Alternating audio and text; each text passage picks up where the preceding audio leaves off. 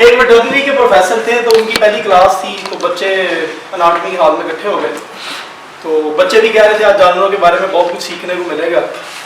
تو پروفیسر صاحب نے ایسا کیا کہ سامنے ایک کتا تھا تو کتے کا وہ سارا ڈائسیکشن جس طرح ہم ڈیڈ باڈیز پہ دیکھتے ہیں تو ویٹرنری والے جانوروں پہ دیکھتے ہیں. تو کتا سامنے آ گیا تو اس کو دیکھ رہے تھے سارا دیکھ کے تو پھر انہوں نے نا اپنی انگلی ایک لی تو وہ کتے کے نا منہ میں ڈالی. ایسا ہی کیا پھر تھوڑی دیر بعد نا اپنے منہ میں انگلی ڈال دی. سارے بڑے حیران ہوئے تو پھر ان پروفیسر صاحب نے نا سارے اسٹوڈنٹس کو کہا کہ آپ بھی سارے اسی طرح باری باری کریں. وہ سارے بڑے حیران ہوئے, سیکھنے آئے تھے, فرسٹ ایئر کے بچے تھے. انہوں نے کہا پروفیسر صاحب کو حکم ہے, اب نام ماننا تو کافی بڑی غلطی ہے. تو خیر انہوں نے نا سب نے ایسا ہی کیا تو سارے انگلی لگاتے کتے کے منہ میں اپنے منہ میں چاٹتے.